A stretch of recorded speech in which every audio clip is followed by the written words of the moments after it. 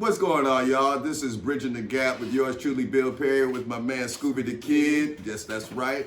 And this is our new podcast, and we're just gonna sit here and just be kind of like, spit a little bit of knowledge about this and that, or well, knowledge. We're gonna be talking, you know what I'm saying, and waxing philosophies. Man, chopping it up, giving y'all that game, and it's free for right now. But if y'all want to pay the fee and check out our music, you know what I'm saying, it's always available. We're drinking that Budweiser. We need a sponsorship. All platforms, Spotify, Apple Music, everywhere. All platforms, that's right. Say each of y'all's names. Yes, I'm Bill Perry. And I'm ScoobyDaKid, 252. Where can they find you, Bill? They can find me on Facebook, facebook.com/Bill Perry Jr. They can find me on Instagram, all lowercase, Bill_Perry.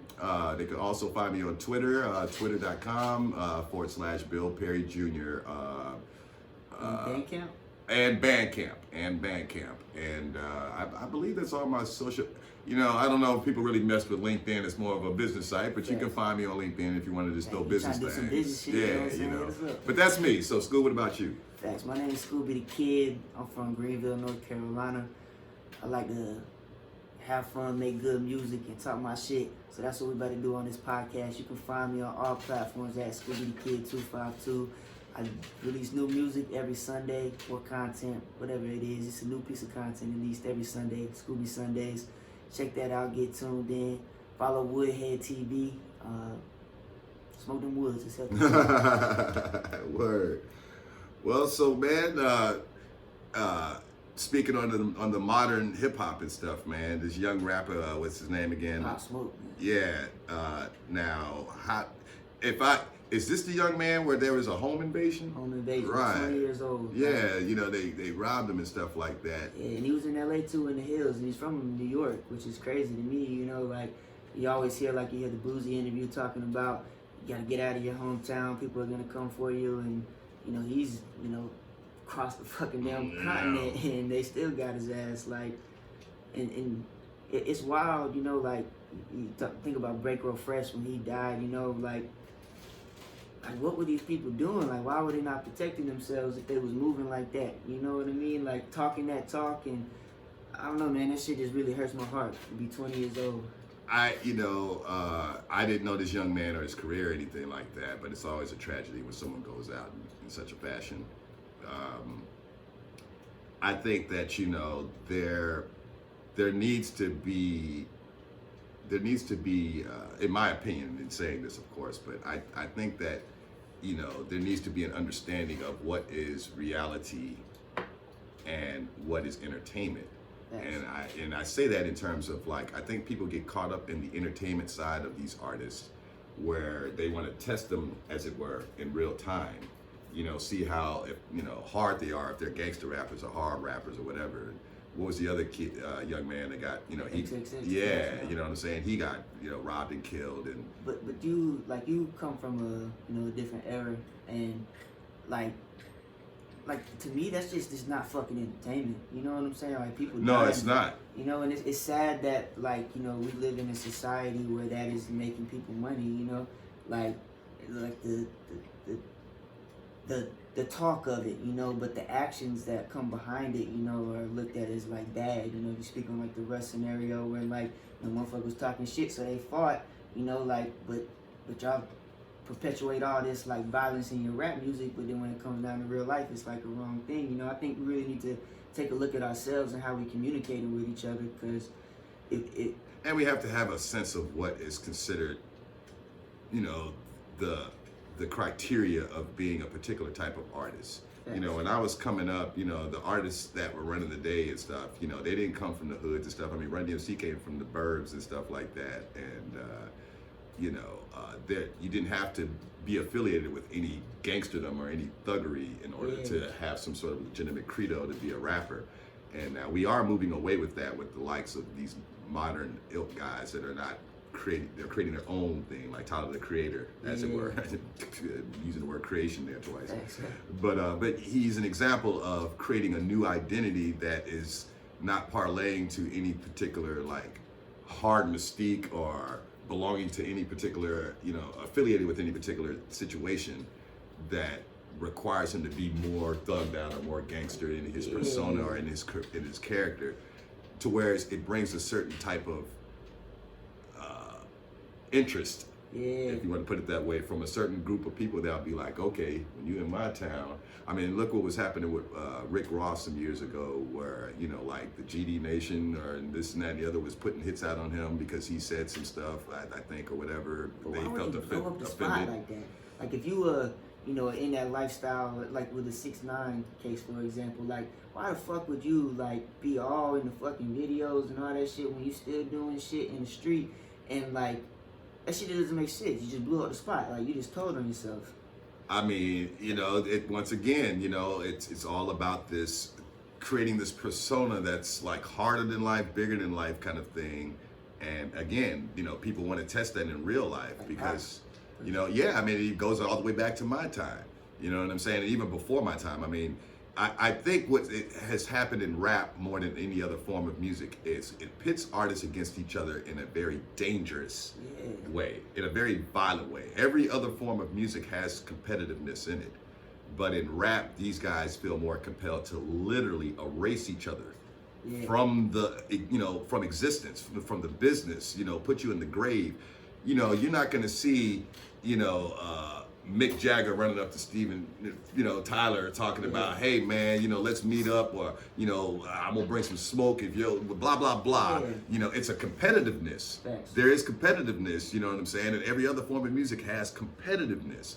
And sometimes that competitiveness gets ugly in terms of, you have artists that walk away from each other really not liking each other for whatever reasons, and that's understandable. But yet they both walk away to live another day, to continue to create, and just being in their own little bubbles. They can't be in the same creative spheres, but they are allowed to keep going because there's not this overly propagated information thrown on you that, hey, you need to eliminate your enemies by all means necessary, any means, the way it is in rap, where these guys are pitted against each other in a way that it's like, man, I want to kill you. It's like, wait, hold up, bro. This is a musical thing. Now you kill that stage and you make it to where it's that when that guy, whoever your competitor is, when he comes out there, he better bring it or he'll get embarrassed that way. And you can ruin him, if you will, that way, if that's, your goal, as it were, which is the old school mystique of rap. Just kill him on wax, as they say. Just out rap him. You know what I'm saying? Point blank.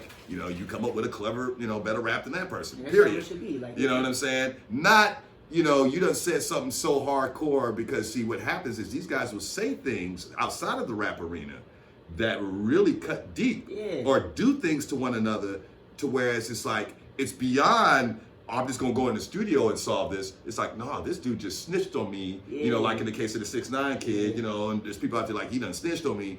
Or, somebody that says something very personal about somebody's life that they may not want out there, says something about something they did in the past or whatever have you, and it turns into something else. It's like, oh man, this ain't rap competition anymore. You just said something about this guy's family, or, like, I think, like with the Nick and Eminem thing, for example, I think Nick said something, about Mariah Carey and the whole nine with all that shit and stuff, and I can understand like a good bar, like for example, or like, Eminem, I think, like with the battle rappers, they always, have the gun bars, and like, that can be, it's metaphorical, but when it's just a blatant, like, stab, and you were just trying to cut at somebody, it's like, I lose a little bit of respect, for that, you know what I'm saying? Because it's just like, you didn't have to do that. Like, for example, like, in the case of Tupac, for example. Now, he admits in his own song, in Dear Mama, that his mom did crack and stuff. It wasn't crack fiend, mama. You still was a black queen, mama. Okay.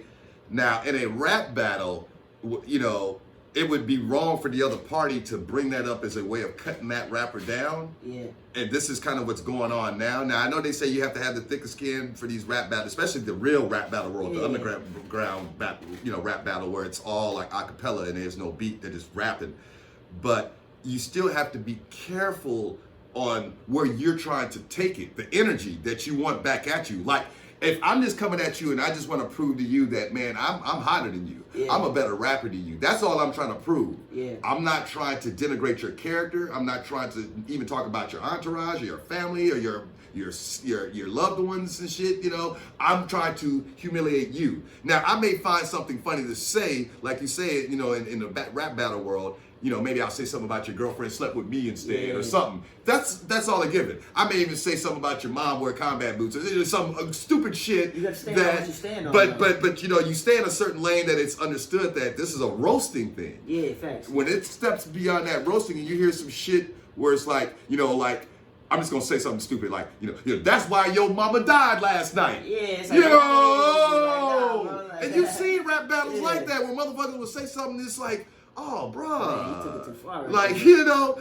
and so now with these famous cats, you know, now say in the case with this young man we were just talking about, you know, this wasn't a rap battle thing or even a beef. This is just motherfuckers on the street that knew that he had it and they wanted to take it from him. But he talking like in the tracks, like, you know, like we're gonna slide, like, you know, it's like the drills scene is like filled with murder, like fueled by it almost, you know what I'm saying? And it's like, I ain't gonna lie, I was listening to the music and I was turning up. I was like, man, hell yeah. And then like a couple days later, you know, I just found out about him. He passed away, and I'm like, damn, I'm listening to it again, and I'm like, man, I might not need to be listening to this. You know what I'm saying? Like, and not just like, I'm not to talk bad about that man by no means at all. You know what I'm saying? No, I know what like, you're trying to get at about what you're saying. It's like, this is what I'm saying, like the energy. Yeah. You know, like everyone has the right to express themselves. We know that from a surface cliche place in terms of as Americans. And this is why we allow, even like say when racists say things, you know, I'm a black man, but I understand that the Ku Klux Klan has the fucking right to say what they have to say. Yeah. You know what I mean? And it's like I have to relinquish that because just as much as, you know, I mean, I want to hear what they want to say, or they want to even want to hear what I want to say. Yeah. We both have to respect that, hey, as Americans, motherfucker, we both have the right to spew whatever we want to spew. It's like the Malcolm and Martin. You know, you got Malcolm and he like, you know, like they was saying some very mean fucking shit, and like that's like you don't win by fucking like combating it with mean shit. Like if someone's over here saying some like ill and hateful shit to you, and you do it back to them. Well, let me say, putting it into the context of say that particular argument, you know, where Malcolm was coming from was built up. Facts, I agree. You know, but I understand in terms of context, in terms of say if you put just break down their philosophy. Yes, yeah. Malcolm X said, I ain't turning the other fucking cheek. Yeah, exactly. Martin said, I will. And I feel that though. You know like, what I'm saying? He was coming from the Jesus Gandhi place. Yeah. You know, Malcolm's like, nah, I'm gonna fuck you. And Malcolm's perspective is what gave birth to the Black Power movements of like the Black Panthers, all those kind of guys I love later. the Black Panthers, yeah. And that strength of because you have to understand, this was the black man for a long time in America. Yeah. We couldn't feel like we could pull our chest up and do that in a place where the white man didn't feel threatened by that. Yeah. Like, you know, when a white man does that, It's he's a just, power move. you know, but he's also just letting it be known that I'm a man like any other man. Yeah, I want to exactly. stick my chest out. Exactly. When a black man did that, it was a threat. Yeah. You know, so when Malcolm's philosophy came about for the black men in particular, they felt that. It's Yeah. like, you know, you know, there is, you know, we all been wanting to say that, but you know, we didn't have the balls. Thank God you had the balls. But see, now here's the You put it like that. That's crazy. I never thought about it like that. Yes, but see, now here's the thing. As much as that's known, there's also a misunderstanding that, you know, what Martin was doing was also ballsy. Yeah, hell yeah. You know what I'm saying? Like, you know, That's even people. more ballsy in my exactly. It's even more ballsy. Yeah. To sit there and let you slap the fuck out of me, Yeah. spray a water hose on me, put me in Man. jail, and all I'm gonna do is come back out and just sing some more protest songs. Think about like on the You know what I'm psyche of the saying? person. It's like if I hit you in the face right now and you just eat that bitch, I'm probably gonna think twice about hitting you again. You know what I'm saying? Because you just ate that motherfucker, and like And you never know what's going on. Yeah, it's you never know. interesting. Man. But see, it's a whole bunch of other levels to that too, because what they were also more primarily trying to showcase was you don't have to combat, you know, physical violence with physical violence, as it were. You know, you don't have to meet it that way. But like with the Black Panthers, for example, like the police are walking around with guns. It's legal for me to walk around with a gun. So like you're afraid of that. That's the issue. Not the issue is not me walking around with a gun. Cause I'm not trying to kill nobody. Like And more so the guilt trip of, you know, certain white people probably perhaps assuming that, oh, you know, black folks is gonna flip. They got guns. They gonna remember what we did to them. So they gonna turn around and just shoot us all up. And there wasn't nothing about that. yeah, facts. Just like, you know, the whole misconception and stuff that, you know, how are we, well, okay. like the misconception, like, you know, I remember like the Black Panther movement and shit, you know, was being misconstrued as being something, you know, akin to the KKK and shit like that, because the white people that was selling that propaganda, that's the way they feared it. Yeah, fact. They feared it from the same place that they assumed that black people feared the Klan. Like they had that fear. That's interesting. You know what I'm like, saying? Because think about, it's like Black Panthers didn't kill one white person. Yeah. They never threatened one white person. You know what I'm saying? Matter of fact, there are video footages of like old school white farmers praising them. Yeah. You know what I'm saying? Oh man, I'm all down with the Klan. Like you be tripped out seeing some footage like that because of the connotations of what you hear all the time. And it's like, yeah, but if you can jump right on YouTube and you'll see some old like white farmer hugging up fucking Fred Hampton and shit, talking about, hey man, the Black Panther Party speak my language. Like, you know what I'm saying? A lot of people, they didn't like it when I brought it up, so I didn't really bring it up much more after this. But like when I was researching the Black Panthers, a lot of what I found they were talking about was capitalism and how fucked up that shit was. And like, exactly. I don't remember who it was. I want to say it was Huey Newton. He said like, until the 98% is equal to the 2% and not just switched around, the world will never be equal, you know? And in the fear aspect of it, you know, I really like tend to not think about that, especially like when I think about like white people, because like I'm a white person, but I'm primarily around black people, so I'm never was fearful, you know what I'm saying? But just like that thought, that is fucking crazy, yo, to think that they're not moving off of like power as I thought, they're moving off fear. Right. And that's crazy, bro, because the majority of them are only moving off fear. Like, that's essentially the root of all misunderstandings. Man, is a fear factor. And I mean, you know, when you say something, you know, like humans do all the time. We fucking arbitrarily kill bugs. Facts, exactly. All the fucking time. We see a bug, we smash it, spray it, whatever. Don't even think about it. Don't think about the life behind it. Don't think about its existence, because it is so completely removed from our experience, the way we've conditioned ourselves, that it's like, okay, so what? I killed a roach. Or even on the highway, you know, you run over an animal, nobody for the most part turns back around to see the well-being of that animal. There's, oh, you know, feel a little bump and shit. Oh, damn, I hit an armadillo or whatever the fuck. You hit a human, there's all that weight of, you know, you kill someone, you may be going to prison or whatever. But in reality, it's like that bug's life is just as significant as that human's life. But like that bug had fucking family, you know what I'm saying? That bug wanted to live like anything. Yeah, he was you know what I'm saying? Now, not to try to put it in some sort of like nouveau existentialism bullshit or whatever have you, you know, hugging trees and painting, you know. But what I'm getting at, but it's real, because like, you know, to bring it back into the human condition and stuff, you know, like nowadays we look at experiences on a screen. Yeah. And we don't compartmentalize that within ourselves. We don't assimilate that into our being enough to whereas we don't consider the weight of it. Like people are so quick, like, okay, for example, when Kobe died, Thanks. all right, on my thread, now I got a lot of stuff on my thread because my Facebook page is maxed out, so I see all kind of shit, you know. So one of the things that popped up was actually somebody I know right around here. I won't mention his name because I ain't trying to put this individual on blast, but this particular individual had posted up a meme of a guy who was holding a gas can, and then there was a fire, but it was worded like, okay, the fire was the people, the gasoline was the jokes, and then he was the guy about to douse the fire. And then when he posted up, this is me trying to avoid saying Kobe jokes.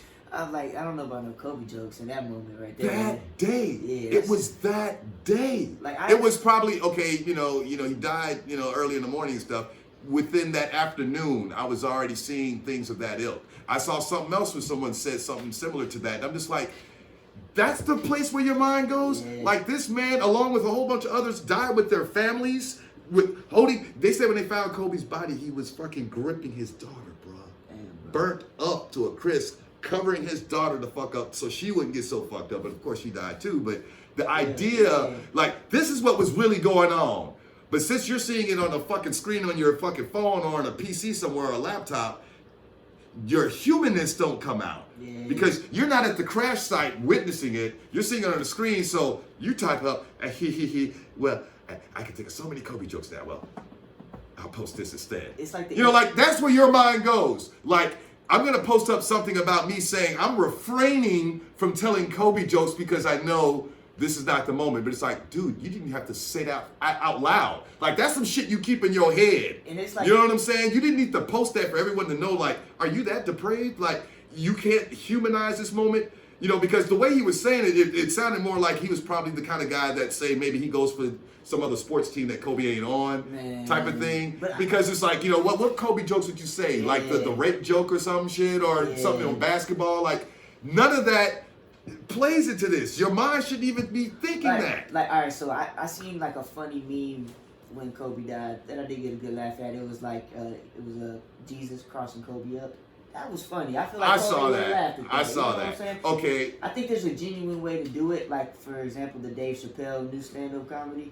That man was talking about some outlandish shit, but it was funny. Like, I don't care. It was funny. And it was just real. You know what I'm saying? Like, he made a joke about, like, transgender people. And he said, like, wouldn't y'all laugh at me if I thought that I was supposed to have a vagina? Yeah. And, like, just the... And see, but, in today's society, they make you, feel uncomfortable. This is the thing that's I've been finding interesting, right? As much as we're growing as a society, for those that are still growing about certain things, like trying to understand things, society is making those people feel more ostracized or feel fearful of being truthful. Yeah. And what I mean by that, for example, like what they say, political correctness and stuff like that. Okay, which Dave Chappelle talks about that kind of stuff. Like, he was talking about like hanging out with racist, knows racist, comedians, but like they have a beer upstairs and all that. He was speaking about that. Yeah. But what I'm kind of getting at here is like, things like that, for example, where as you're speaking about your experience, like say you're telling someone like, man, I'm uncomfortable with the idea of someone wanting to change their sex. Yeah. In today's society, like if you post that online, you're immediately met with transphobic bullshit. Yeah, facts. You're not met with compassion and understanding of you just trying to understand why a person would want to change their sex. Especially say in the case of someone like Caitlyn Jenner, who chose their latter years in life, well in their 50s and 60s and shit, to decide, hey, I want to be a woman. It seemed a little and then society awards them in a way that makes an individual fearful of asking questions about it. When you see this man being paraded on People magazine as Woman of the Year over real women, like that family, to me, that's offensive to a woman, in my opinion. And that family is full of a bunch of like very respectable women. You know what I'm saying? They doing their thing regardless of like how you want to like take them. You know what I'm saying? As like, far as their personality. You know what I'm saying? Like they, their he business is on point. He had his own thing. But what I'm getting at more so than anything, not so much to talk about transphobic stuff, but like in general, just asking questions about things. Like someone that is dealing with their, say, latent racism, and they have a question that they want to ask, a black person or a Spanish person that they genuinely have a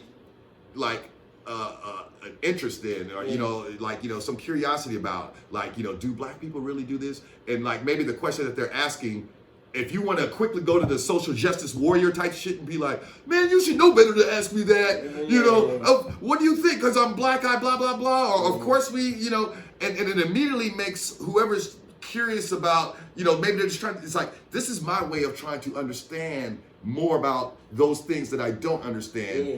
I may not have the right way of phrasing the question yet, but I'm trying to understand. Like it's a whole group of like white people in Wisconsin that don't really it's a whole group of white people in Wisconsin that don't like hang around black people and they listen to rap music and like they wonder if they can say the N-word when the song plays. Right. And like but they don't want to ask, you know what I'm saying? So instead of ask, they just sit in hiding. Right. And then now no one is learning, and now it's like that. And exactly. Key thing, no one is learning. Because someone is not explaining to them why that is offensive. They know it's not proper to say it, but they don't understand why. Yeah. And like you say, they just become mute. And the curiosity is overboard. It's like, but they just overly use this word. Why it's so special to them all of a sudden? Why? But see now how I look at that is again the over curiosity of I hate to say it like this, but white people in this regard. Yeah. Because not to say other races ain't doing it, because you'll have two Asians that say what's up my nigga, and they're both Asian as fuck. Two Spanish people, what's up my nigga. Everybody want to say our racial epitaph, but you won't see two Mexicans say what's up my. But I'm saying you won't see. Well, it's the propaganda again, the promotion of things, because it's always in rap music and stuff. The rappers that are put out there, and that's what they're saying, and so that's what they're into. But you won't you won't see two Spanish people say, "What's up, my spick?" Yeah. You won't see two Japanese people say, "What's up, my chink," or some shit, whatever. Any other racial epitaphs of other people, they don't refer to white people to what's up, my honky? What's up, my peck of wood? Thanks, like You know what I'm saying? But us, everyone wants to call each other that. It's what Paul Mooney said years ago. Everybody want to be a nigga, but don't want to be a nigga. Thanks. I feel that, bro. You know what I'm saying? You want to be a nigga when it's cool and when it's advantageous for you in some like social setting to like you say, sing a song that has it or act in a manner that you think is whatever that. But you don't want to be that when it's time to get alone. You definitely don't want to be black when it's anything to do with all the shit that you hear about in society that happens to black folk. I don't want to be a nigga then. I think that, like, specifically speaking from like a white person's perspective, but any person that's trying to learn about another culture, like, you gotta just stand on what you stand on, and like, you know what I'm saying, not be afraid to ask questions. Like, but do you think that there is a too far in asking questions? I mean, I feel like that, like you just gotta be respectful at the end of the day. You know what I'm saying? Well, People know when they go too far, because I've been around like white people, around black people, and they don't say the N-word, and then when they're not around, they say it, so they fucking know better. But you know what I'm saying? Exactly. And knowing that it's not proper to say it around them, it's like, well, they know that. Well, it's just like I said a minute ago, it's like, well, they know it's not proper to say it, but they don't understand the why. Like, they don't understand the pain of why, like, well, you still being white and saying that, you got to think about the hundreds of years of that being perpetuated by white folks and what it meant at that time. And black folks just found a way to make it a term of endearment. Now, to get to what Hunter was talking about, okay, say something super sensitive outside of my own culture, like, okay, I meet a Jewish person, right? I'm having a conversation with them, and in passing, I find out that they're Jewish. Yeah. I'm not going to immediately go, was your grandmother in Auschwitz? Yeah, thanks. Was your mom, your somebody in your family, or are you a rich Jew, but even more say in a traumatic sense, like I say, asking about like concentration camps and shit. Now, if in passing they reveal that, oh yeah, by chance, because matter of fact, my friend girl Jen. Yeah. Damn, that's great. Okay, have family in fucking goddamn the camps over there. Wow. Yeah. So you just never know who's around you. Hell, you sit next to someone who's only a few generations away from slavery. Facts. You know what I'm saying? So it's just like, it's always around us, but it's like, as Hunter said, even if I'm curious about that, I would rather for them to reveal to me, and then I learn in the conversation, as opposed to asking some uncouth question that I know is gonna draw up some shit if I happen to hit a nerve. And I think it's like, I've asked you some shit, and it's to a stop. It's about to run out. I don't know. Oh, okay, that's fine. Never mind. Yeah, it keeps going. It doesn't stop. It's at 1,000. It's not letting me go any further over. No. Hey, you got another one of these? Yeah. You want to stop it and start it over? Yeah. Hey, but like, y'all can edit like whatever this is or whatever, right? Or yeah, we can cut this out and say, just save it, view it. Wait, hold on. Now let's keep going. I'm saying, it shouldn't stop. But like, it's not letting me slide over anymore. Well, just don't slide over. Just let it. It shouldn't stop. Okay. But I can cut all this out. I think we should just keep it in. We'll get back into the conversation. For example, hold on. I got one thing I want y'all to talk about. Once y'all kind of come to a slow point, talk about how y'all met. We're at 30 minutes, so get like a plug in your music. Just kind of try to do that every 30 minutes. Word. Do that real quick. Talk about how y'all met, and then background of why y'all started music.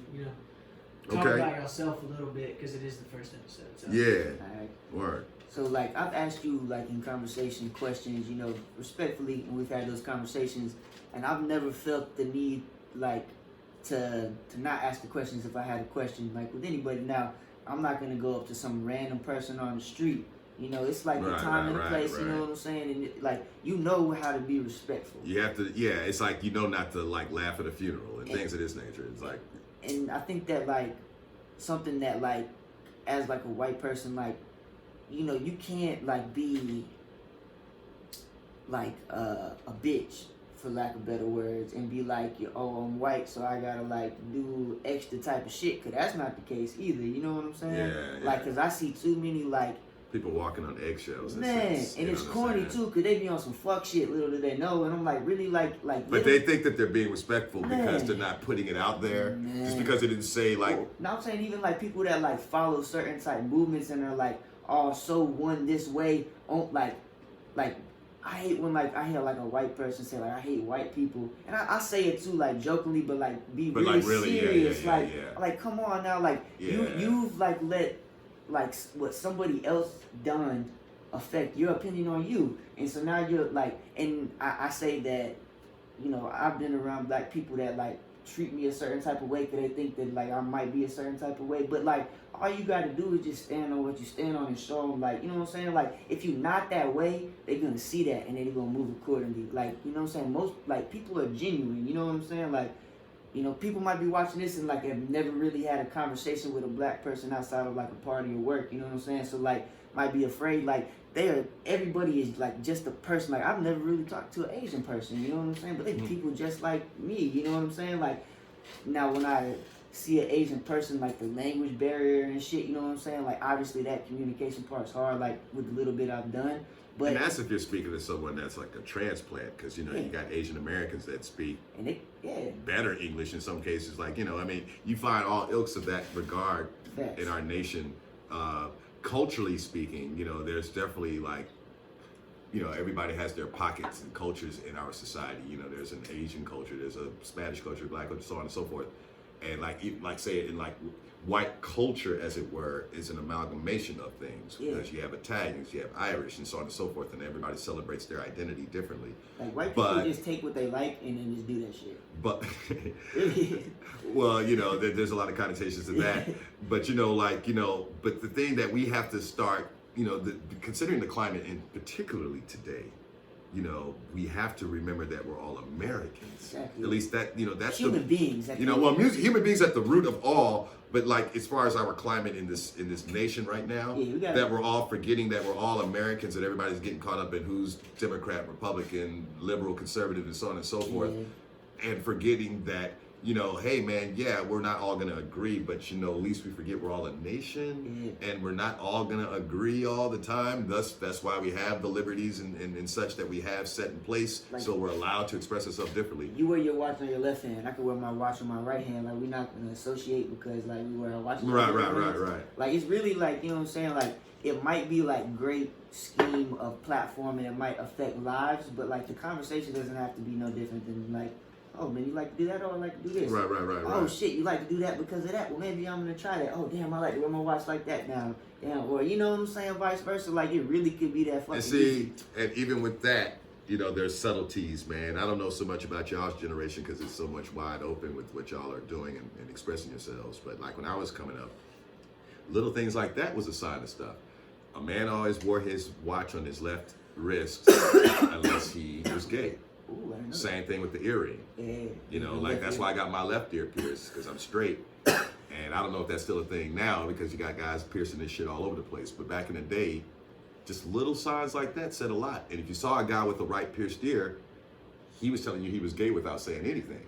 You know what I'm saying? If he knew that subtle rule, and most guys did, you know, and that was kind of the stuff that you're not taught like in school or society tells you that type of shit. You know what I'm saying? And you learn these kind of ways of navigating your sexuality.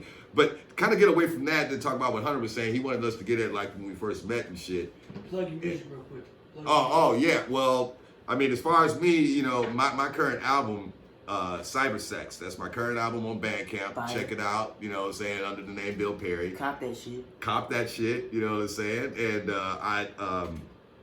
that was a project that's, you know, it's a lot of digital music on there in terms of, you know, the music. A lot of people know me for my organic jazz stuff and leanings and such, but this is more a combination of, you know, digital hip hop beats and such and other kind of electronic or whatnots. But I am playing, you know, keyboard here and there and stuff sprinkled here and there.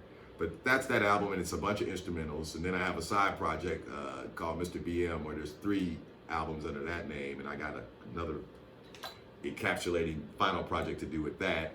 Mr. BM also on BandCamp, which is affiliated with me. Cop that shit. And for you, Bill, also talk about the tune life and stuff. Oh, okay, yeah. And if you like one of the songs on either the Mr. BM project or the Cybersec project, tag Bill Perry with the song you like on Facebook or Instagram so we can know which video we're going to shoot because we about to get on the videos soon. See, this is why you got to hang out with the cats to know about this cyberspace stuff, you know what I'm saying? Okay. But yeah, man, my man Hunter was just reminding me about Tune Life there. Funny shit. So Tune Life, okay. This is a side project of mine and everything where I created this 3D cartoon thing on Facebook. And you can look it up. Tune Life People, I believe, is the URL. Connect, facebook.com/Tune Life People, as in PPL. So anyway, I'll take you to the page, but it's 3 seasons worth of a bunch of shenanigans with a bunch of different cartoon characters I created.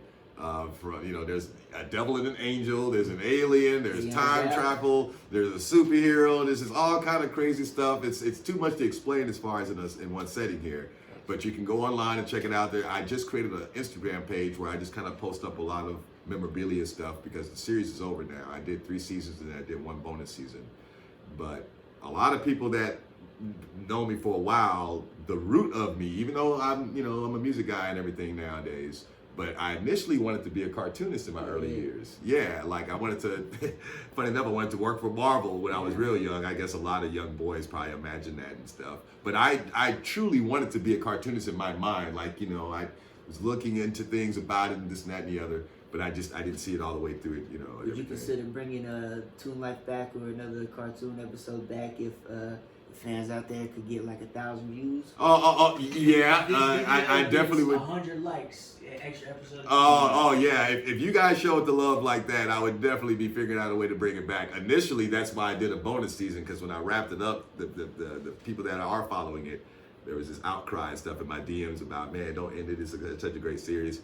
So I created a bonus season that kind of filled in some holes and stuff that I look back at some episodes like, well, I didn't ever explain that.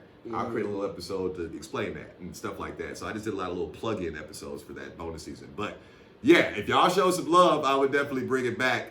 As the fans, if y'all like the content that we're doing, the best way to show us that we need to keep making more of that content is for you to like it, share it, post it, buy it. That helps. It really does. Like, even if you're just the one person that buys it, like, we fucking appreciate that shit, yo. Yes. God, like, if you can, especially with Apple Music, if people listen to you on Apple Music and they really, really enjoy it, they need to buy it and not stream it. Facts. And if you buy it and you tag me on Instagram, I will shout you out in these podcasts. Like, I will make sure you get the maybe give you a merch hookup. Maybe give you a merch hookup if you're lucky. Like, with the more y'all help me out and show love to this content that I know is great and that I love and that I'm sure Bill knows is great and that he loves, the more that we can do. And we're doing it for y'all, you know what I'm saying? As much as we're doing it for ourselves. Yeah, oh man, we couldn't have said it no better, man. I mean, all this that we do, I think any entertainer would agree that, we do this for people. Of course we do it for ourselves, and stuff. We feel this need, this compulsion to express ourselves. But ultimately, you out there being receptive to what we do obviously inspires the hell out of us to continue forth and keeping it going. That Tune Life thing, for example, there were many moments where I felt like, nobody ain't really digging this, and then I'd get a message or two from somebody out there, hey man, that last episode was great. Yeah. Oh, okay, somebody in the white material way. Oh, somebody else liked it. I'll create another one. Okay, But it's the same thing with music. I put out a lot of material over the years, and there were a lot of times where I didn't get bites on things, and I'm joking about the tear. I truly don't cry, but there is this, everything that we create as artists is our babies. Thanks. And, even if you have the one kid whose eyes is a little bit maybe, whoa, and everybody looks at that one kid like, all your kids are pretty. But see, that one kid with the cross eye. If I got like an ugly ass baby, like I hope that when people come around and make a joke about me having an ugly ass baby, don't lie to my face. You know what I'm saying? Like, I would rather y'all get on there and be like, yo, this music fucking sucks. Like, you know what I'm saying? You was out of key here, this, that, and that. Scoob, that they ain't gonna do that, right? You know what I'm saying? But I'm saying, like, that's the conversation that I want to be involved in, like, my community and my culture that I'm building. You know what I'm saying? Tell me how you feel, like, really feel. I'm telling you how I feel. So he's telling y'all, let him know how you feel, because also you know, people have to be, you know, at least I say this, but when I saying this as an artist, it may sound like it's a biased slant, but you know, people can be really cruel, you know, like you, especially, you know, if you open up Pandora's box about constructive criticism, you know, what do you think or how do you feel? Lord have mercy. When you put yourself at the mercy of the net, and you just got people that just want to truly troll you and be assholes and just want to say some shit that's not even constructive. It's like, you know, so please don't be that person. You know, if you truly have something constructive to say that you think, well, if you did this, maybe, you know, your product would be better, whatever. We truly appreciate those kinds of realistic constructive criticisms, as it were, but tell me on my page, go ahead and tell me like, fuck you, you suck, because that helps my algorithm. I'm gonna tell you one love, have a nice day. I know you check my shit, and you took the time to and as comment, much as so I you say, like it. and you know, as much as I'm saying this more realistically, what Scooby said is what's gonna happen. You know what I'm saying? I'm just more or less telling you, like, I guess the reaction of us on the other side. But I know y'all are gonna do what you're gonna do out there, regardless of what I say. Be respectful. But you know, you will get a more realistic response from us if you're truly trying to be, you know, like in your criticism, you're trying to truly be constructive, you know, and you're really trying to help us to build our craft, as it were. If that's what you feel you're doing, when you're saying something about it in that regard, then just, be realistic about it. Just don't simply troll us and be like, you suck. Let me know why I suck. Well, you suck because, you know, the way, you know, your chord selections or your beats are, or something to give me an idea why you think I suck, and maybe I'll truly consider it. Like Scoob just said, hey, you can be like, you know, hey, you suck, fuck you, whatever. There's no context to that, you know, and even if you bring context, don't let it just be some trolling shit. Man, you know? I feel sorry for whatever you're going through that's like making you do that shit on people's Instagram posts, bro. You just really wasted your time out of your day. Alright, so it's been 2 months into 2020. Go ahead and talk about what you've done in 2020 so far, real quick, cause you know. That's a good one. That I'm gonna, as I'm doing that, segue into like how me and Bill met. You know what I'm saying? Oh, word. So like me and Bill met. Shout out Silas Reed. He invited me to come with him to a show at a hurricane relief benefit at the Marriott. Is that what Was it the Marriott? Yeah. Hosted by Foxtrot, I believe, and a bunch of people in fucking suits and. Yeah, it was a charity and stuff because they had it. You know, it was on the campus television station and all that. Facts. And you know, we was in there rapping. Bill was in there playing the keys. Silas was in there. We had the Bobby Brown mic, and the first time like, he performed. You know, like for real. So that, you know, that was a blessing. But I met this man Bill, and I seen him playing the fucking keys, and I'd never seen somebody like play so fucking passionately. You know what I mean? Like that shit was just like important to me. You know what I'm saying? Like I don't know, like you hear it and you see it, you know what I'm talking about. And this motherfucker, we went outside and we started freestyling. He beatbox, but he don't tell me that he done opened up for Snoop Dogg and shit. You know what I'm saying? And then he come through one day and start rapping. I'm like, damn, motherfucker, I wasn't prepared for this. Like, Word. Yeah, but yeah, so Bill, he a man of like many facets. I'm blessed to have met him on that day. And opened up for Ghostface too as well. Thanks, Word. shit. Morgan Freeman fuck with this man. You know? But see, you know the thing about me now, I'm gonna throw the love back at Scoob because I was just as impressed with him. Because like fucking Scoob and shit, you know, we jump in the car like you say, you know, but you know, he pulled up one of his videos and stuff. And I was completely impressed by the presentation, his lyrical content, the music, you know, the whole nine and everything. You know, he had the whole package. And one of the intriguing things, I could feel it from the first night, you know, but more so as time started passing. But I'm like, you know, this dude has it. You know, that thing that, you know, when you see people who just have a spark regardless of whatever, you know, it's just a spark, you know, that thing they call it. Yeah. I felt that you had that quality because, you know, you had immersed yourself in this identity of yourself. You know, you had realized what it was that you were trying to sell about yourself. You know, of course, you're still refining yourself and whatnot, but, you know, definitively, you know how you want to present yourself because sometimes people, you know, don't have themselves molded to that fashion to where it's just like, this is the type of artist that I am. I mean, I can even say that about myself for that matter, but I'm content with the way I've presented myself, but getting more so back to the way I like your presentation was like, you had this certain identity about your hip hop thing and you had already had a history of presenting it that way. And for me, that harkened back to my early years and my early hip hop roots and stuff in terms of, you know, guys that were, you know, the DIY, do-it-yourself vibe. You know, not waiting for contracts or waiting for someone to do things, you know, that they can do for themselves, like putting a product out, making a video. And in this day and age, you know, I look at you as the modern version of the modern rapper that utilizes all these platforms and apps that are out here in order to get your thing on and not have to sit around and wait for some record contract or somebody to discover you. Like, I really live this fucking, like the rapper fucking lifestyle that everybody fucking talks about. Really did shit. Really did it. If I talked about it like in person on the track, really fucking did that shit. You know what I'm saying? And this man was living in his studio. You know what I'm saying? Like, Yeah. Scoop. Matter of fact, you were living in your studio when we did the Rockstar video. Yeah, You know, this man was living in his studio, y'all. And I can attest to this, and so can a lot of other people in his circle.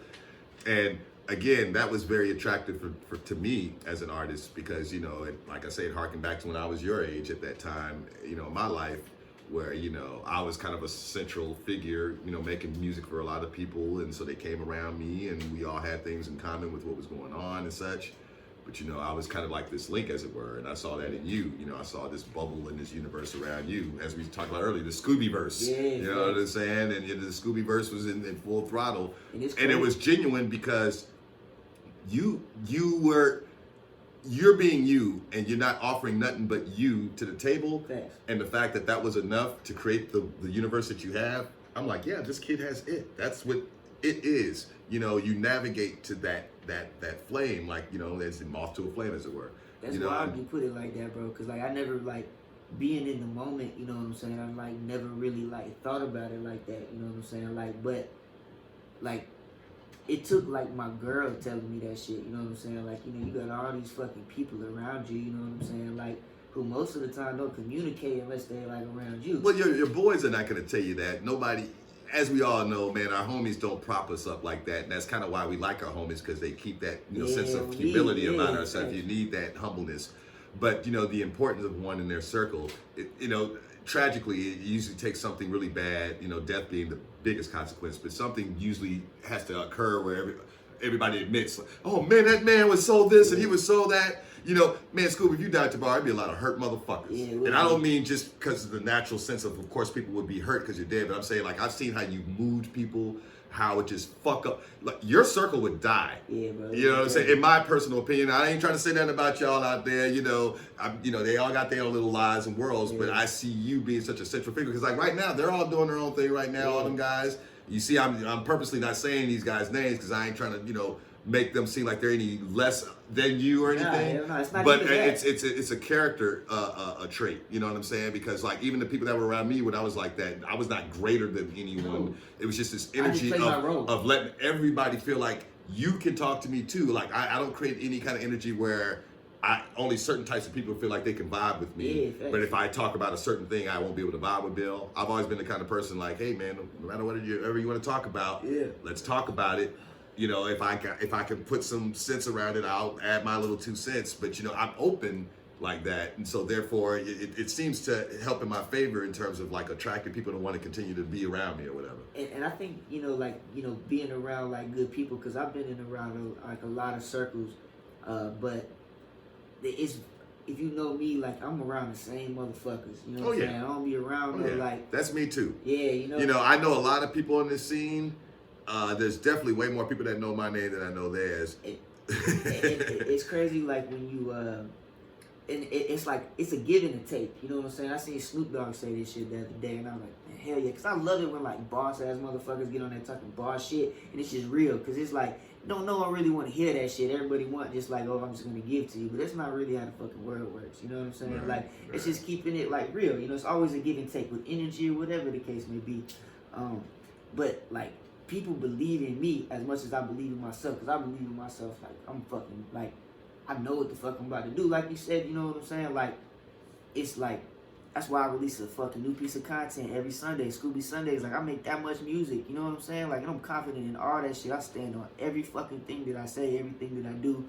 And like, it's people around me that like don't move like that. I'm me, you know what I'm saying? Like Ferris, ill ass producer, you know what I'm saying? He makes music differently than I make music, you know what I'm saying? But we make music together and it like meshes and it's cool. Right. And it's like a fucking competition. He gonna be like, bro, that beat trash, or that rhyme is trash. I'm gonna be like, that beat trash, or that rhyme is trash. But it's not no hateful shit. It's just like, yo, let's just get better collectively. We all play our role, you know what I'm saying? Because like, that's kind of back to what y'all were talking about earlier with the rap battles and stuff. Right. X.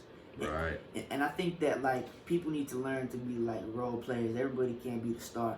On God, if someone were to come around right now and like I was like, damn, like he got it. You know what I'm saying? Like I would be like, okay, like you know what I'm saying? Like I'll move a little bit differently. You know what I'm saying? Like, but there are those, you know, as artists, man, you know, we're finicky creatures, man. So you know, there are those moments where something will happen in your career, where and in a lot of cases it's more traumatic, as it were, in terms of like, okay, you're in a group of people, you are all growing creatively together. Thanks. But then all of a sudden you wake up one day and one of the people in the crew just all of a sudden they're blossoming in a way you're just like, holy fuck, right? Yeah. You know, and I personally will admit that, like, you know, there is this competition there. Yeah. You know, like back in the day, like, you know, with the rap thing, you know, one of my boys called me up and told me he wrote a new rhyme, and then we all hook up, and then his rhyme is deadly. Yeah. Now, we're all giving props, but inside, I'm like, fuck no. Yeah, I gotta go back home and I gotta write some shit. But that's healthy. Exactly. Yeah. Because see, had he not presented that, then now I'm not fueled to want to write whatever deadly rhyme I'm thinking about rhyming, you know, to try to upstage that. But that's creative, you know, that's healthy creativity. You know what I'm saying? It's like it's inspiring me to pull more out of myself, because I'm seeing like, oh, somebody's about to creep a little past my level.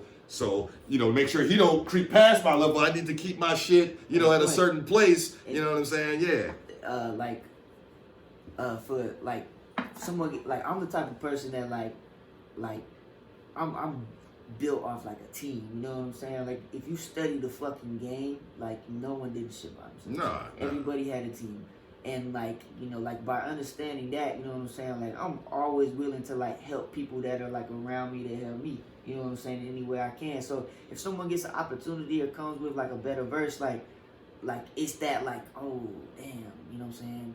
I need to work harder. You know what I'm saying? Like, but like shit, I know like, oh, he gonna go here, but he gonna come back and give me that game, because like, you know what I'm saying? That's how we move. Yeah, see, now there's the trick, right? Not letting it turn into something that's unhealthy for you, because it's like, you know, the same person that, you know, you may start building some unhealthy envy for could be the vehicle to help you. That's exactly. All in terms, you know, either asking the person or studying them if there's somebody that's far from you from a distance, or somebody in your immediate circle, learning more from, you know, observing them.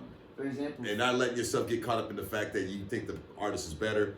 I actually, talking about my man Silas. You know, I remember me and Silas had a conversation. He had admitted to me and stuff. And you can see, you know, if I was bullshitting, you see I'm getting this recorded so he could call me on it. Yeah. But I think, you know, he wouldn't call me on this because this is true. And but he told me in passing one time, I think we was all hanging out when he said this, but he has said this to me a couple of times, but he was like, you know, my piano stuff, you know, made him feel some type of way about his piano skills.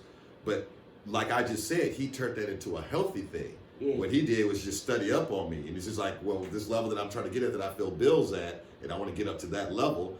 He studied up what I was doing, and he studied up what was going on out there and got his chops up. Thanks. You know, instead of just sitting around letting himself get hinkered in that, when I'm performing, he's paying attention to my finger work, or on his own time, he's doing his own thing, and he's upping himself. But he used me as a bar, or at least me and whoever else he had in mind, as a bar to aspire to.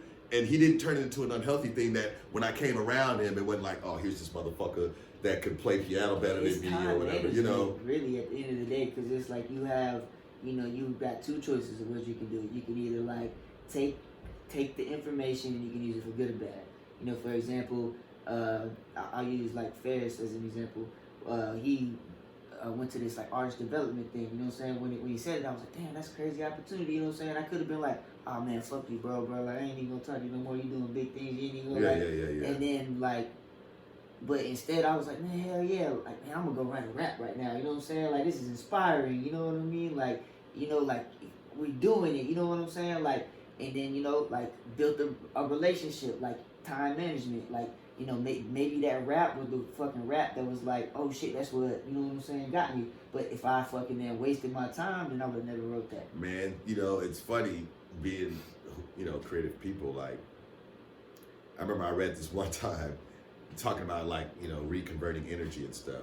I read this thing about a Miles Davis performance, and it's actually a famous recording, My Favorite Things, one of his recordings back in the 60s. That's not his song, but, you know, he re-recorded a standard along with a whole bunch of other songs. Anyway, I read about the history of this particular recording. It's him, a young Herbie Hancock on piano, this guy named Tony Williams on drums, Wayne Shorter on sax, Ron Carter on bass. Huh? Where's Miles? Miles is a trumpet player. Yeah. And hey. Yeah. You want to put this on pause right quick? Yeah. I'll keep the people going. While Yeah. So like, while What did I Bill's do with my going, damn keys? Oh no, I got it. but don't you hate that shit when you like lose something in your pocket? Like, it's always the motherfucking worst. Like, I always lose my phone or like my jewel in this pocket right here, especially when I'm in the car. Like one time we was driving, we was going to grandma's and we had to pull over in that fucking Dollar General. Yeah, and it was Andy's fucking pocket. Yeah. And he turned around. Man, it might have been in this shirt pocket, you know. I got, I'm about to sell out the garden merch, you know what I'm saying? I gotta check that shit out. It's not really available anywhere, but if you holler at me on Instagram or Facebook, or if you just get at me, you know what I'm saying, I can get you one, you know what I'm saying, for the right ticket. And like I said earlier, you know what I'm saying, a little bit, everything that you give me, whether that's a like, whether that's a share, whether that's $1, whether that's a hug, whether that's a comment or an orange or an apple or a glass of water, you know, I'm taking that and I'm creating with it, you know. So if you follow this journey, I just hope you support me in the right ways with whatever you can. I ain't asking for shit, you know what I'm saying? I'm gonna do this shit regardless, you know. But I appreciate it. You know what I'm saying? That's what I'm saying. What's up?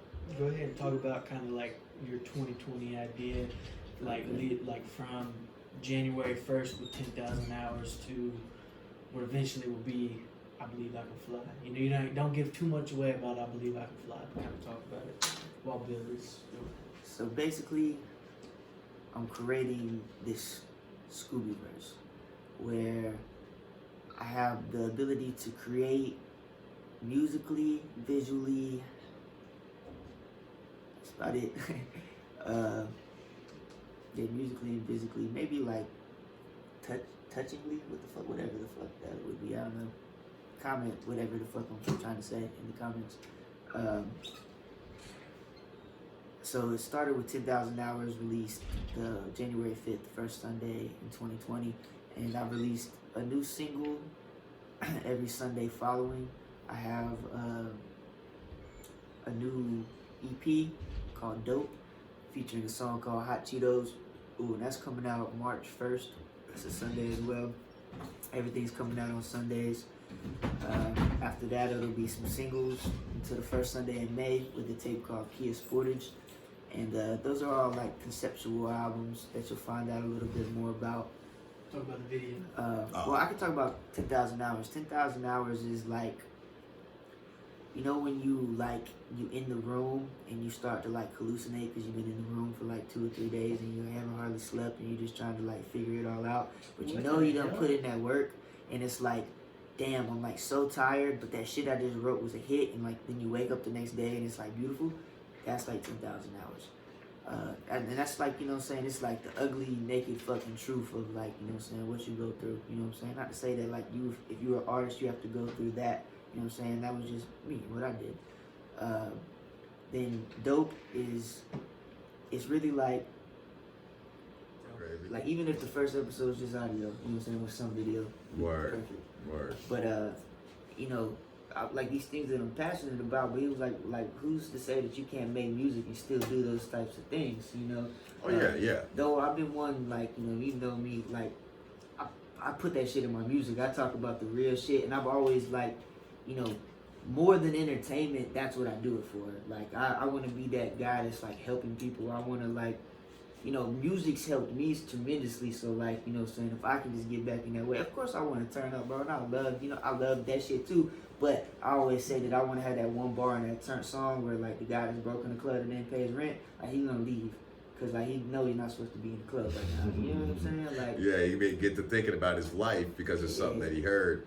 And I mean, you know, there's a balance of both of those kind of things, right? You know, I mean, you definitely want to entertain, again, being, you know, what a lot of us get into this for, but, you know, to be more profound, as it were, you know, be it in your lyrics or the way that you, your activities in the community with your art, like I was saying about like raising monies and the like. They're doing a show for, like we was talking about in the group chat.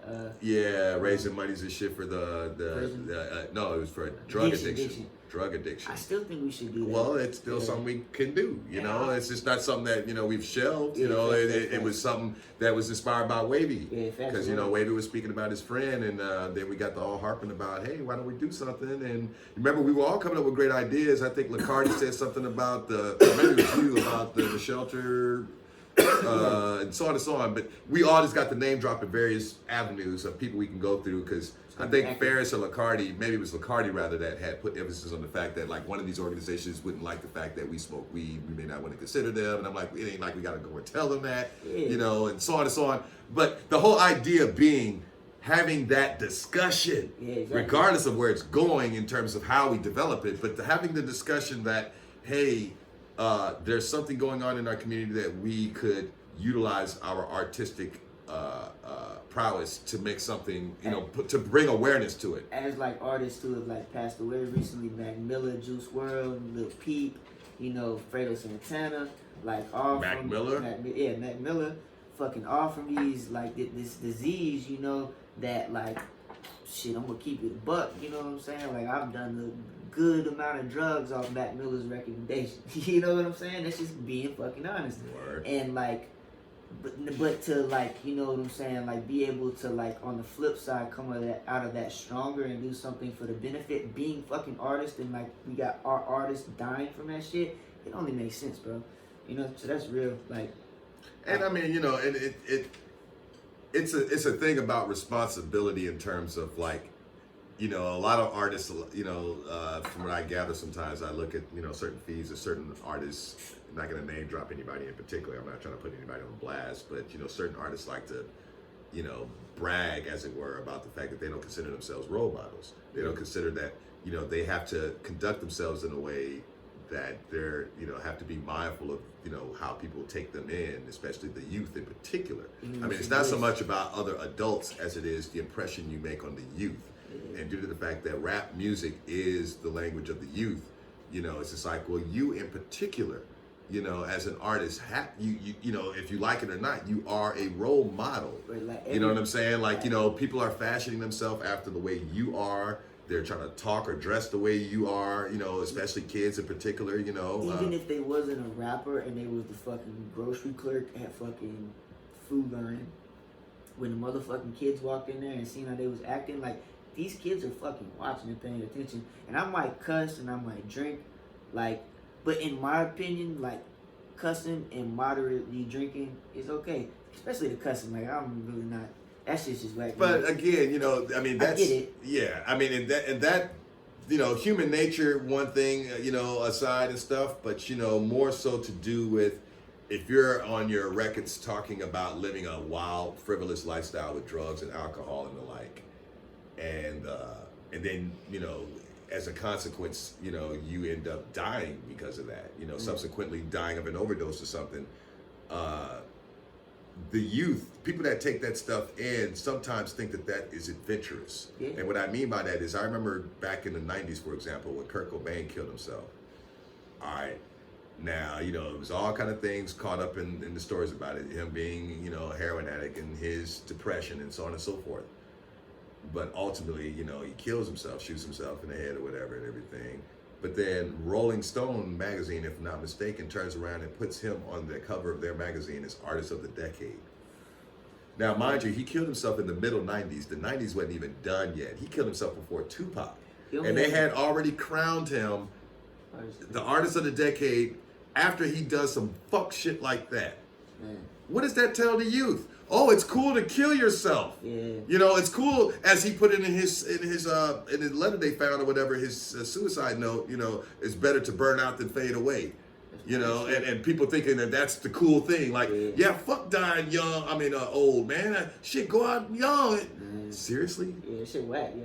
You know what I mean? And so I used to not give a fuck, but like, and it's way cooler to be a grandparent. Bro, facts, bro. Like Bob Dylan, the shit. You know what I'm saying? Like, you know, like Willie Nelson. Like these people that are like still alive. Like that's what I'm striving for. You know what I'm saying? Like I used to look up to a lot of dead people. You know what I'm saying? And shout out Silas, he put me on game. He's like, bro, you gotta stop that shit.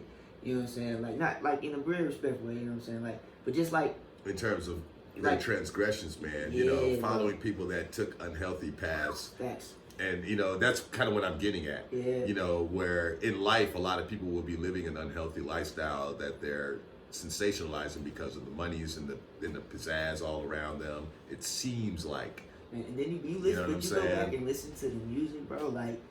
Like Mac Miller got a line. He said, "To the people that sell me drugs, don't mix it with the bullshit. I'm hoping not to join the 27 club. You got a 26 off mixing cocaine and fentanyl." He got like a line said, "I hope I don't OD, and all my friends got to go talk to my mother." You know what I'm saying? Like, you know. And like, it happens. And that's what I think. You know what I'm saying? There's a rock and roll song. I can't remember what it's called, but like the hook is like, "Be careful what you wish for, you just might get it." And that's some real fucking shit, bro. Cause like.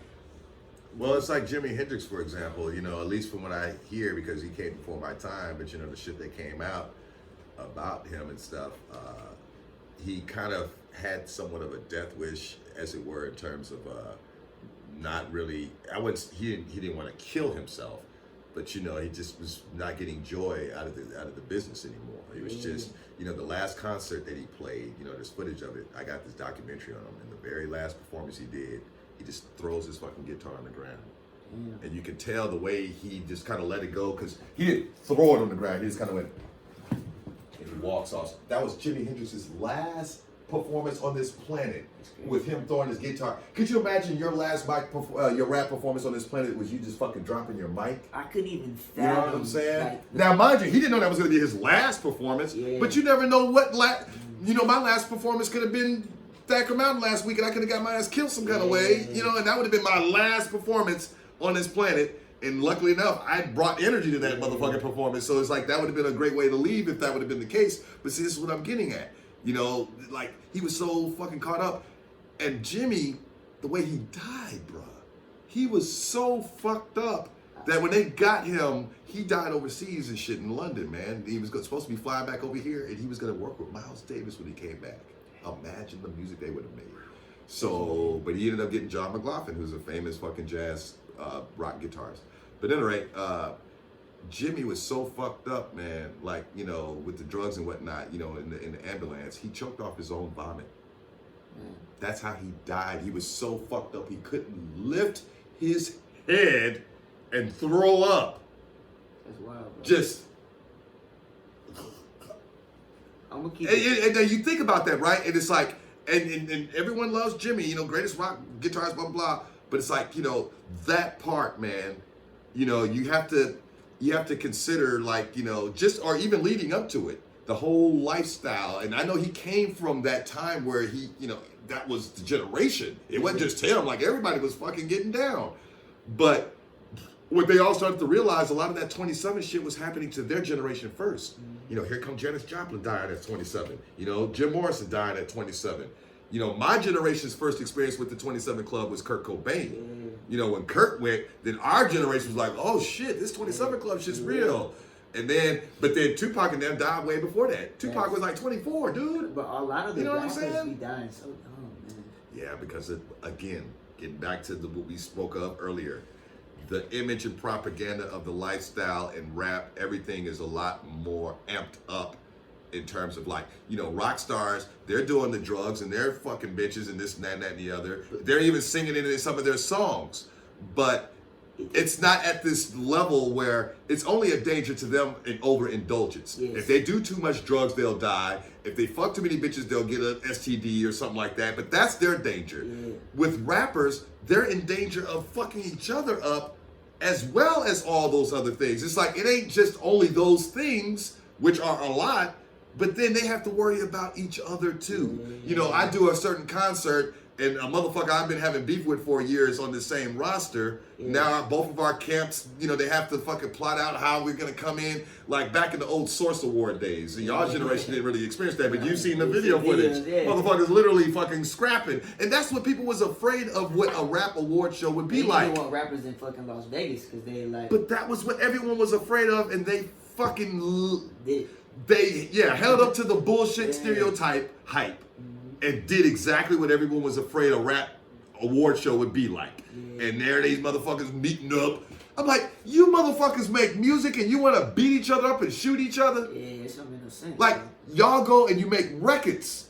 You know what I'm saying? Like, you know, like, for those that are gang banging and that's what they are doing, it's like, well, they're banging. Yeah. That's their shit. Yeah. They ain't going in no studio talking about, I want to kill this motherfucker. They do it. You know what I'm saying? They don't fucking, and then parade themselves around on paparazzi shit. You know, no, they do it. So for the rappers, you know, it's just like, man, y'all, come on. Y'all know what time it is. A lot of you motherfuckers really came out of that shit. Some of these rappers really did come out of it. You know, for some of them that be flossing and you kind of wonder if they did, but then those that really did, like, actually 6ix9ine did. Even though his whole shit's all fucked up, but it's like, yeah, but he did come from that shit. You know, his brother was in it, and that's why he was all back and forth with the Crip and Blood shit, because, you know, I think, like, his brother was a Blood or a Crip, and then he became the opposite or whatever the fuck. But the whole point being, like... You were tied in. Motherfucker, you make music. Yeah, and why you make music. Like, why choose music? Like, be a gangster. Well, but the just only do gang banging shit. You know what I'm saying? Like, why even pretend like you want to entertain people in a club, and then when you're done that night, you want to go rob a motherfucker, you want to go shoot up a motherfucker, or you want to bang with some crews and shit. The gangster shit is what got him popular, because, like, you know what I'm saying, the ones that's out there spending money in the club are the gangsters. Well, in his case, I've heard about his story, and they kind of put him on, and a lot of rappers get put on by gangs. This ain't nothing to do with that thing. I'm talking about the rappers in themselves creating a vibe around them and an energy. Like, they got pistols in the studio. You know what I'm saying? Like, it's just like, well, I mean, consider this, man. Again, with all the other forms of music, with the competitiveness, it's not to this ilk. You know, goddamn it, two classical pianists or something that are competitors in the field are never, ever going to have to worry about their competitors showing up at a concert at Carnegie Hall or the Lincoln Center and a motherfucker got a gun in the back because he may fuck around and show me up tonight on that piano. I got something for his ass at the end of the night. You gonna shoot this motherfucker because he can play fucking Beethoven better than you? No. But see now see, as quick as we are to rationale that, how come the fucking rap community don't see that with hip hop?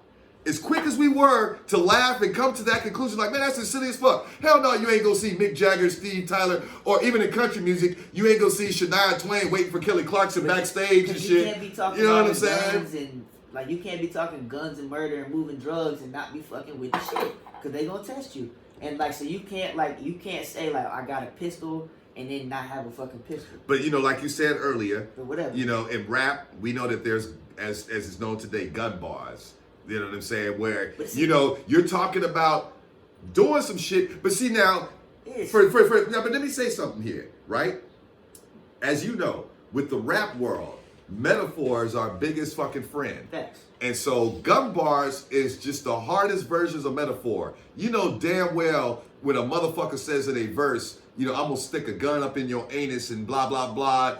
This motherfucker ain't trying to do that to you. You know, when the rap battle's over, you're not having to anticipate. That motherfucker said in that verse, he was shoot me in my ass. And, but somebody, you know, like we know as a given. I'm not trying to say that there are motherfuckers that may say some shit that they'll do. But for the most part, you can pull up any rap battle right now where a motherfucker's talking about doing the most heinous shit to you. I'm talking about the type of shit that if you really did it, you would go to prison. You know, I'll cut a smile across your neck, motherfucker. I'll I'll pump my hollow fucking lead into you, da-da-da. But a battle is, like, cool for that. But, like, I'm more speaking on, like, you know, artists that are, like, in the mainstream that are, like, perpetuating, like, drug use and fucking, like gun violence.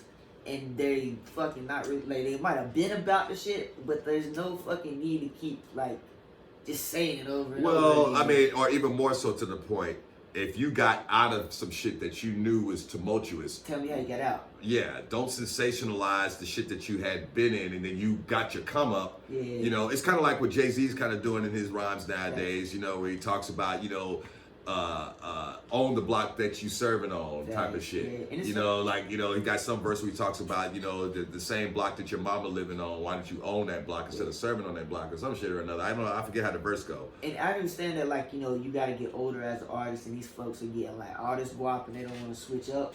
But it's like, you know, it brings it back to, like, the role model situation. Like, you know, eventually, like, we got to, like, take responsibility for our actions. Like, the hate you give little infants fucks everybody.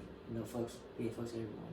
That's some real fucking shit. Like the movie, The Hate You Give. The Hate You Give, Thug. Bro, like. It's an acronym for and Thug. then, like, bro, I love it, bro. Like, cause, like, some, they be, like, dressing like a thug. Like, you know what I'm saying? Like, it's just, like, the context of it and, like, the way that they use that word. It's interesting to see. Like, I love how Tupac took that and, like, made it so powerful. And see, y'all's generation didn't experience this and everything because it came before y'all's time. But right before gangster rap really took over the airwaves back in the 90s and stuff, there was this push in the early 90s of this kind of black Afrocentricism, you know, with Public Enemy and a whole bunch of bands that was, you know, well, he was way further back. But, you know, an identity like that, like having this kind of Afrocentric identity.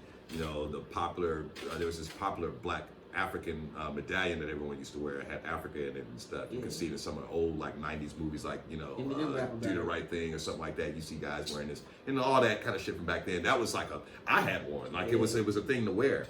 But it was this consciousness thing that black people were feeling more empowered to learn about their past and stuff like that. It wasn't about thunder.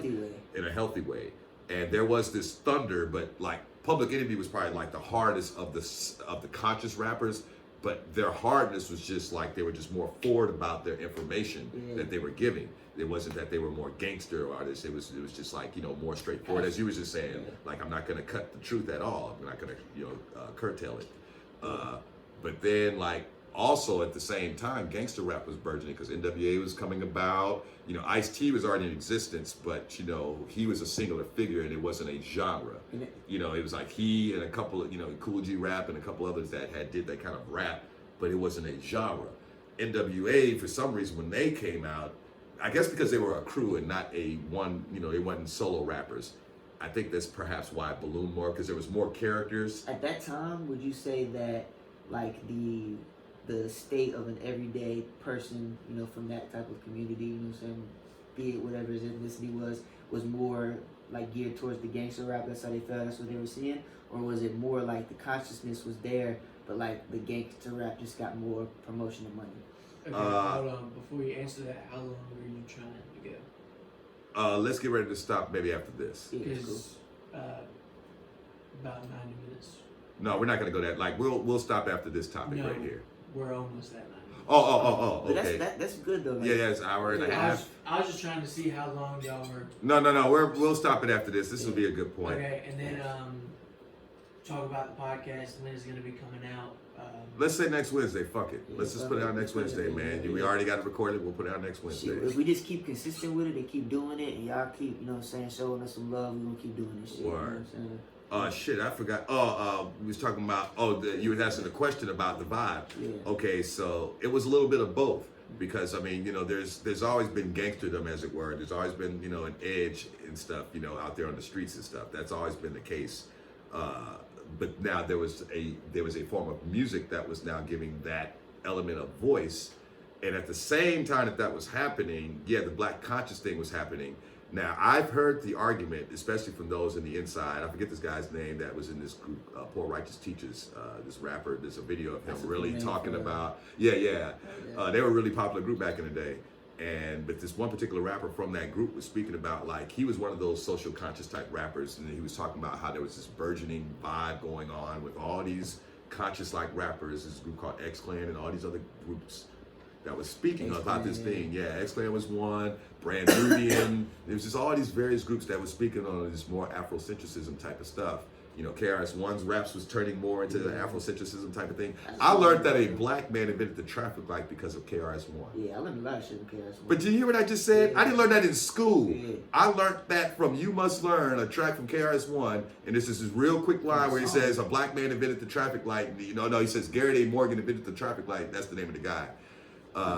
But I learned that in a song, bro. So that's what I'm saying. Like, that's how pivotal it was in terms of it making an impression on the youth. Like, motherfuckers learning shit in songs that they didn't even learn in classrooms that was real. Yeah. And, KRS was moving. but, like like getting back to what I was going to say about this rapper, the Poor Righteous Teacher rapper was saying, like, there was this, it seemingly was this plot to eliminate that energy because, again, getting back to that fear of the black youth feeling empowered, harkening back to that Black Panther kind of fear, but now they're seeing it emerge again in this, movement called rap music. And all these young black kids finding out about themselves are able to speak upon things that they didn't learn in school otherwise, but was true.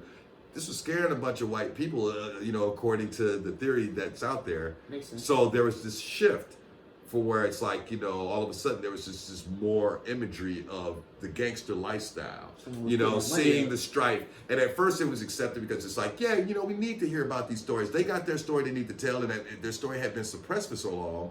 So when it started bubbling up, it's like, yeah, let these stories come out. You know what I'm saying? Because we need to hear them. Yeah. But then everybody and their mama started doing it, and the record companies just flipped it. And that's like, this is what we're going to show. This is what's going to really move the people, blah, blah, blah, blah. And for whatever reasons, it can be argued and debated all day in terms of the racial connotations. Me and being a black guy, I would lean towards the conspiracy that there was a plot to kind of suppress black empowerment. Because not only did they suppress the black empowerment, they fucking then put a negative connotation on it. Exactly. And so you want to be the stereotype now instead of the person adorning an African medallion and learns a little bit about their history. That's nuts. Instead, now you want to have your Raiders hat on, which was the kind of attire, because the NWA had that. So, everybody wants to adorn all the what was considered gangster attire. Yes. And now, I always speak upon this, and I'm always careful to not try to make it pigeonhole any particular artist as a root or a start of it. Like, I always say that about NWA when I bring up this conversation, but I also say, like, it's not their fault that the things played out the way they did, because they wasn't trying to manipulate the industry. They were just rapping. They were rapping and did like any artist trying to promote their shit. Facts. But because of what those that were in this inside saw what was happening and saw that it was big business. The youth will focus on this and they won't feel so empowered to fucking learn about all this African stuff and blah, blah, blah. Let them keep them boxed into that mind frame of drug dealing and violent behavior, gangdom and all this. Keep them there. Keep them there. Because they were making a profit off of the social conscious shit. Yeah, Public Enemy was selling records and making money and shit for record companies and stuff. I have to say, there were certain groups that really took the Afrocentrism way out there to whereas like a white audience probably wouldn't have bought their records because it was just so into the black thing that they would have probably felt, weird buying it because it's like, well, they're just really talking about black empowerment and I'm a white guy or a white girl or whatever. But like Public Enemy just made great music and interjected, knowledge about, self-awareness as a black person, this, that, and the other. But all people felt like they could listen and digest Public Enemy. And so there was a profit, as it were, to be made. So it wasn't like it would be less of a profit to continue to deal with that. But they put all the money into the gang stuff. And due to the fact that element hadn't been explored before or exploited in terms of making a profit and creating propaganda around it, it's like it just became a hell of an influx of just gangdom. Like every other, to the point that in modern times, people feel like they have to have been affiliated with a gang, shot at like 50 Cent or something hard about their life to validate their rapper creed. You know what I'm saying? No other form of music. As you want to be a rock and roll star, you don't have to have had a beat up guitar or wore ripped jeans or had your hair long or whatever the fucking stereotypes. You can be Ed Sheeran. You just decide to be it. You can just decide to be it. Yeah, be an Ed Sheeran type motherfucker. Just decide to be. Because there is no identity that you're beholden to. You know what I'm saying? Whereas with rap, you know, at least for a time, they were creating this vibe. And I'm going to tell you, it even affected me, man. Yeah. You know, because there was, you know, that album that I told you about. I'm like, the reason why I didn't want to put my record out there, because I only told you in part, but the complete story was everything that was being bought was gang shit. Yeah. I wasn't talking gang shit on my record. So I'm like, well, I mean, why put my shit out there? Looking back in retrospect, that was the wrong perspective. Yeah. But at the time, that's how it had even me. Damn. You know, it's because it was like, you know, the guys on the street, they would only be talking about the gang rap shit. You know, what you saw in media, gang rap shit. If you wasn't rapping about that kind of stuff or selling drugs, you felt like you didn't add nothing to the conversation. And I'm talking when it was at the root of it. Yeah. You know, now it's been around for some years, but I'm talking about when it was burgeoning, man, 97, 98, And when only- everybody felt like that's how I have to rap. And if you was like you was outside, like you was supposed to be outside. You wasn't like, you know, if you wasn't supposed to be outside, you was inside. Right, You right, know what I'm saying? right. Like, And certain rappers even started, like, their historical significance in hip hop was being down because, you know, was being downgraded because they wasn't that, like, say Will Smith, for example. Yeah, fact. Fresh Prince is the first rapper to win a Grammy. He hard, like. You know, in terms of rap significance. Yeah. Now, in all other forms of genres, speaking again, they all accept, for the most part, certain things that have occurred historically in their genres. Yeah. But in rap music, Will Smith is a joke to a lot of rappers, but he holds the title as first rapper to win a Grammy. Now, we can speak about the semantics about why the Grammy chose it and blah, blah, blah. It was a safe song, blah, blah, blah. But, you know, he won it, okay? And in terms of significance, same thing with Run DMC. You know what I'm saying? Like, you know, I never thought that in my life because I was growing up in it. You know, could you imagine where you sit right now? You probably can't imagine that one day you'll have to actually explain to someone who Mac Miller was. Yeah, that's gonna be crazy, yeah. Like, Think about that. Now, I live in a time where I am having conversations with the people that I was influenced by as a kid. Yeah. I have to explain to the youth about them. Herbie Hancock, I ain't who the fuck. You know what I'm saying? Well, he's even before my time Yeah, too. that's it, yeah. But more so like Run DMC because I was a teenager and shit, and going to, you know, it was impressionable time.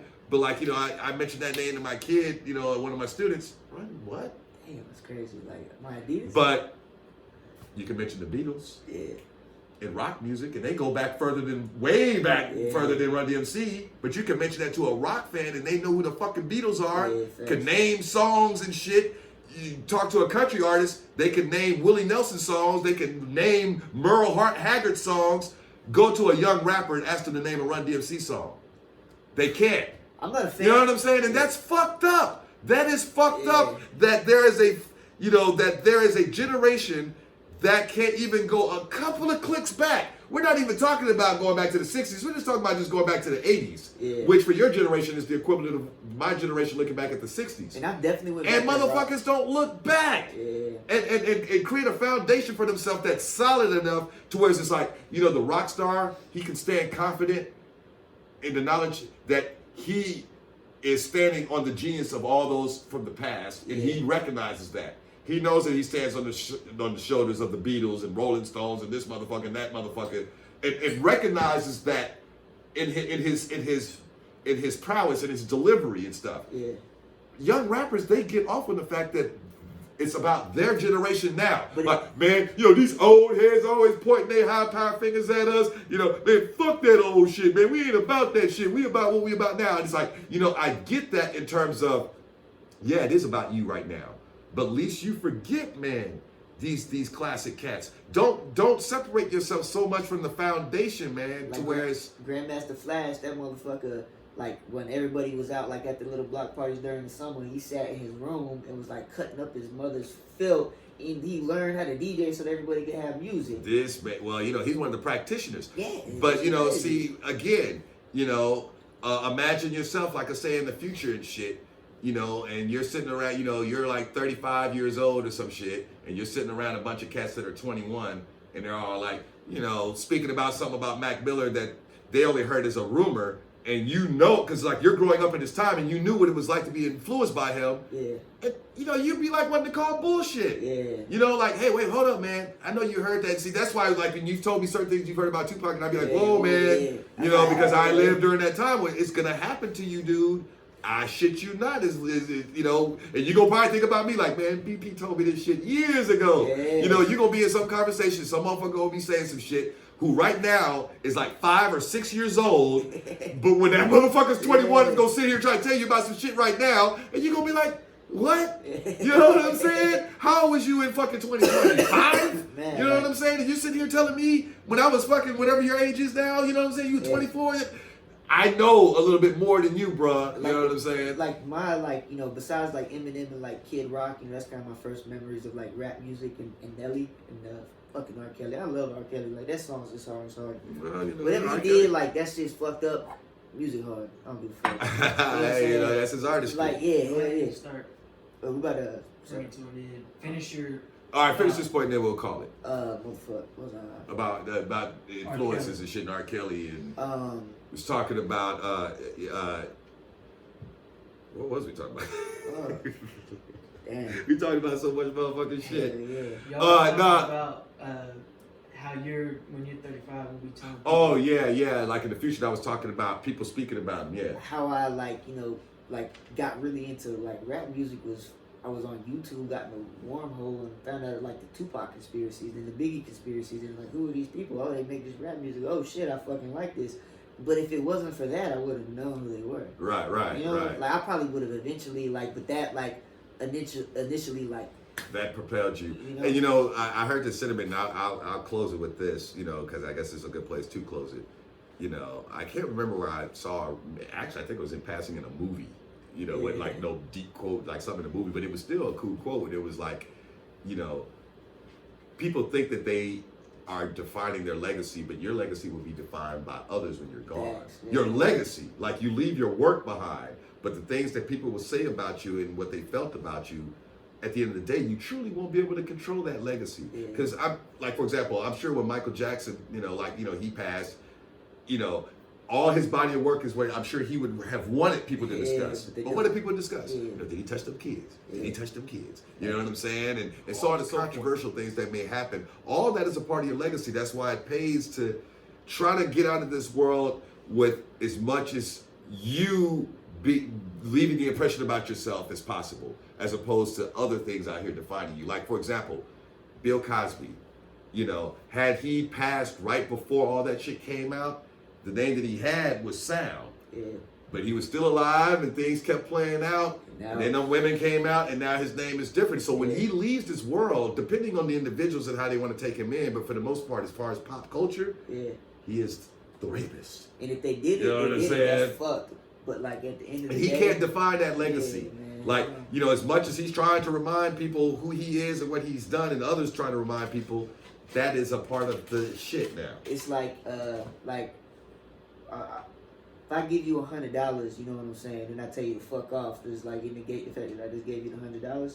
Like it really doesn't, you know what I'm saying? No, it doesn't. Yeah, and so like, you know, we like, you know. But you know, there is something to character to that. Yeah. But you know, it doesn't negate that you gave me $100. And so like, I think that we need to judge people by their actions in every moment, and we shouldn't hold people. We should hold people accountable, but we shouldn't like constantly judge people. Hold them accountable for their current transgression in the moment. Facts. Now, if you have a transgression that harkens to something that, you know, it's like, well, you know, you made your bed, lie in it. Like if you've been a extreme racist all your life kind of thing, it's just like, and you haven't been, you know, you haven't relented from that, you know, or anything that just, you know, you've been a murderer all your life or whatever. It's like, well, you know, you set that legacy for yourself. But if you come to me and like I really see that you changed, I'm gonna believe you and I'm gonna rock. Well, as I said earlier, you know, I think I was speaking about like, you know, Dave Chappelle talking about, you know, meeting racist comedians or something like this, because that creates realistic dialogue in our culture, harkening back to what we were speaking about earlier, where people feel, you know, apprehension about asking a real question about something they're curious about, because it may run into the realms of something that in today's time may be considered, you know, uncomfortable or not proper to say in public. Yet it may help this individual find out more about you. Like, I would want someone to ask me something about black culture, as it were, if it was a genuine culture, you know, like I no black person feels like they're a monolith for their culture, as it were, you know. Same with like white people for the most part. But you know, like you know, if someone asked me, you know, something that they consider to be a, say, black, okay, like for example, I was explaining to some white lady the other day about, you know, she was curious about the term the cookout. You know, always hearing about black people talking about inviting you to the cookout. What's this proverbial cookout? I'm like, that's just another way of just black folks saying that you cool with our community. Come around. You know what I'm saying? You good with us. You know, there is no real cookout that's being plotted by the entire black race that we're going to invite That's all crazy, these people. bro. Not that you thought that, Yeah, you know, but like- it's like, you know, if you don't ask, how the fuck you gonna find out what the Yeah. fuck is this cookout black folk keep talking about? Facts. And every, you know, and if you're cool with black people, they're gonna invite you to this cookout. Yeah. If you don't know, you just don't know. Facts. You know, like I'm trying to speak about something that is more related to some other culture. Oh, a bar mitzvah. Yeah, You know, with the Jewish people. Yeah. You know what I'm saying? If you haven't experienced what that is, you know, and are curious about what happens at a bar mitzvah, you know, hey, that's, you know, you just admit your ignorance and you know, inquire. Yeah. That's how I look at something like that. Like, hey, man, you know, there's certain things that be happening with even my own culture that I'm like, oh, I didn't know that was a thing with us. Yeah. Like, okay, lift every voice and sing is considered like a black anthem, as it were. Like, you know, black folks would sing that the way, like, we sing our national anthem, like, lift every voice. And see, it's like an old religious song, an old spiritual and stuff. Yeah. But I learned about that, like, not too long ago. Like, that's not something I grew up all my life knowing, like, oh, this is the song that, you know, black folks thinks is more special to us as a people. Yeah. Like, it's some shit I learned on down the line that you just kind of hear in passing. And this is about my own people. Facts. You know what I'm Yeah. saying? But I was hearing this a lot here and there in passing, and I'm like, oh, so, you know, oh, this is our shit. Oh, okay. You know, so sometimes you even learn more about your own culture, something that's like a little bit more underground or more, you know, subtle thing that if you just don't inquire, you may be ignorant about your own shit. You know, your own culture and what's going on inside if you just don't inquire. Like language. It just stopped. Oh, okay. Word. That's all good. To end it off, I Yeah. hope we help you bridge the gap. Stay tuned, and I hope y'all enjoy Every this. Wednesday. Every Wednesday, you catch Bridging the Gap. ScoobyDaKid, Bill Perry doing the thing right Doing here on the it. podcast. Hunter Martin doing the moderating thing to keep us on point because, as you see, we will talk forever. Oh, God. So I hope y'all enjoyed this. I know we covered a whole bunch of things, and we're out. Tell Don't them where forget they to can learn find something. y'all real quick. Oh, ScoobyDaKid 252 everywhere.